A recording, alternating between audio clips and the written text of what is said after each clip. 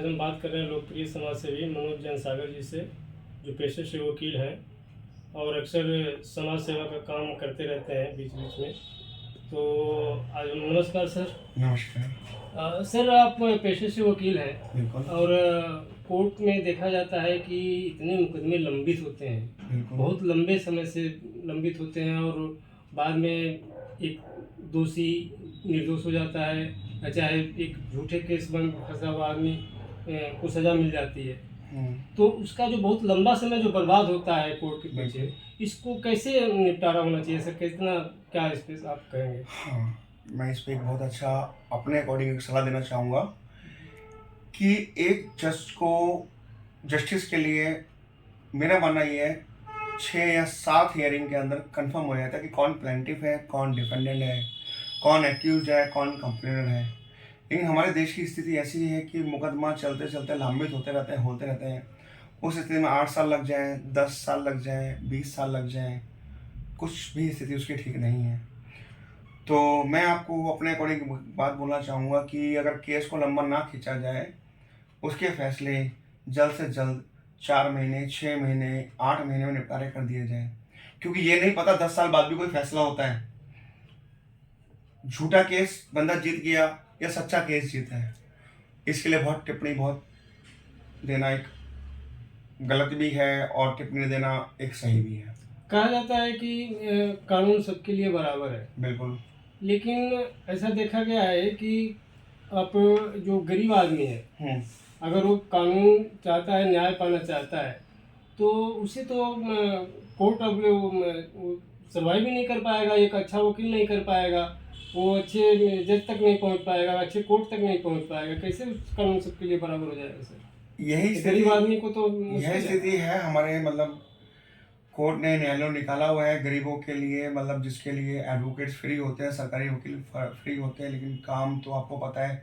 अब मैं भी उसकी स्थिति नहीं बयां कर सकता कि किस तरह से काम हो पाते हैं। किसी इंसान को किसी पे मुकदमा डाला है, उसको वहाँ से 1 लाख रुपये लेना है, पता लगता है कि वो 10 साल केस लड़ लिया और 1 लाख रुपये वकीलों में या वकील भाइयों में ख़त्म हो गया, तो उसके लिए सर्वाइव करना बहुत मुश्किल होता है। मैंने अभी जैसे अभी आपको दोहराया कि ये स्थिति नहीं पता कि वो 10 साल बाद केस झूठा जीतेगा या सच्चा जीतेगा। मैं भी आपको दोबारा वही बात बोलूँगा कि मेरा मानना ये है कि फैसला 6 महीने बाद, साल भर बाद ले लिया जाए, चाहे वो सही है चाहे वो गलत है। क्योंकि अगर एक झूठा बंदा केस जीत जाता है, तो उसने 10 साल खराब कर दिए। जीत के सिर्फ उसने वाहवाही ले ली और जो सच्चा इंसान था वो परेशान हो गया। या सच्चा जीत जाता है तो उसने उन्हें अपने 10 साल खराब कर दिए और उसने जो रिवार्ड लिया, जो परफॉर्मेंस ली, जो उसने 10 साल बिताया, जो टाइम स्पेंड किया, उस टाइम में उसकी कीमत कुछ भी नहीं रह पाती 10 साल बाद, क्योंकि वो 10 साल बहुत लंबा टाइम अपना व्यतीत कर चुका होता है। तो मेरा मानना सिर्फ यही है कि कोर्ट को जल्दी से न्यायालय में मतलब फैसले ले देना चाहिए, क्योंकि ये जज साहब को भी नहीं पता कि मैंने सच्चा केस जीता है या झूठा केस जीता है। मैंने बहुत मुकदमे ऐसे देखे हैं जो झूठे लोग केस जीत गए हैं और सच्चे लोग केस हार गए हैं।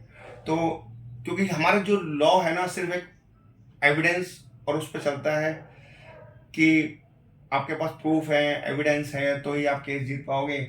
चाहे वो उसने झूठे ही बनाए क्यों ना हो, तो बहुत मुकदमे ऐसे हैं जो बंदे जीत जाते हैं, जो कि ऐसा नहीं होना चाहिए। तो मेरे हिसाब से जजेस को 6 महीने में, 8 महीने, साल भर में फैसला ले देना चाहिए कि भाई, ताकि केस ना बढ़े। आज की दुनिया में क्या होता है, आज के टाइम में क्या हो रहा है, डेली के अगर मान लो 100 केस, मैं फॉर एग्जाम्पल बता रहा हूँ, 100 केस नए केस आ रहे हैं, तो फैसले सिर्फ 20 केस के हो रहे हैं। तो इसलिए वो 80% केस बढ़ते जा रहे हैं, फैसले नहीं हो पा रहे। यही कारण है, यही स्थिति है जो आपका शुरू में क्वेश्चन था। हमारे केस, देश के केसेस बढ़ते जा रहे हैं डे बाई डे। फैसले 20% के होते हैं, नए केस 100 आ रहे हैं। यही कारण है कि हमारे पास फैसले नहीं हो पा रहे।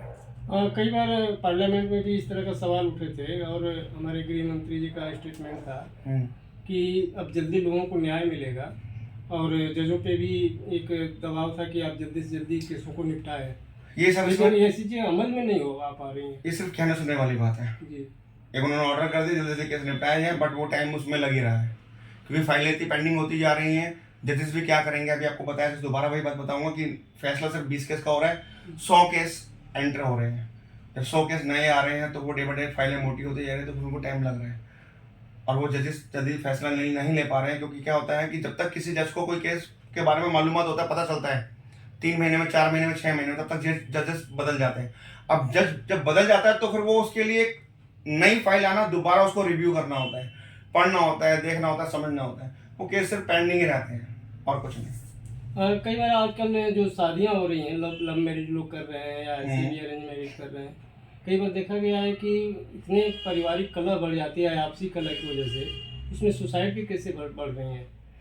सोसाइटी के कैसे बढ़ रहे हैं, एक्चुअली में लोग बाग अंडर प्रेशर आ रहे हैं, चाहे वो लड़का हो चाहे लड़की हो। अगर अभी मैंने अभी 1-2 केस देखे थे इंस्टाग्राम पे इस चीज़ के लिए कि किसी लड़के ने एक सुसाइड कर लिया और 6-7 साल शादी को हो गए, लव मैरिज थी। लव मैरिज होने के बाद लड़की कहती है मेरे को अब तो 50% आप पैसा दोगे तो ही आपका काम होगा, अदरवाइज तो मैं डिवोर्स ले लो, तो 50% मुझे चाहिए। लड़का डिप्रेशन में आता चला गया। अब नई युवा पीढ़ी क्या हो रही है, नशे की लतों में घूम रही है, नशे ले रही है, ड्रग्स ले रही हैं। अब वो शुरू में तो उनको लव मोहब्बत बहुत अच्छी लगती है, बाद में जब परिवार को बढ़ाने की बात होती है, परिवार के संबंध के साथ चलने वाली बात होती है, तो 2, 4, 5, 6 साल ना बहुत लंबा पीरियड हो जाता है उनके लिए। उनमें घरों में कलेश होना शुरू हो जाते हैं, बंद लड़का हो चाहे लड़की हो डिप्रेशन में आते हैं। इस चक्कर में कुछ लोग सुसाइड कर लेते हैं। हाँ, ये मैं कहना गलत कहूँगा इस चीज़ के लिए, कोई लड़की अगर दहेज मांगती है कि मैं अगर डिवोर्स दूंगी तो मैं 50% आपसे लूँगी या 40% लूँगी, आपकी हिस्सा लूँगी, वो कहना भी गलत है।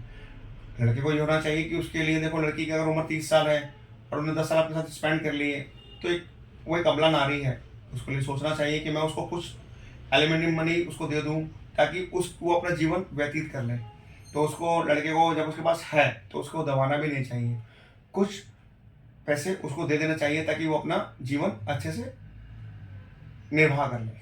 बहुत बहुत धन्यवाद सर हमें बात करने के लिए।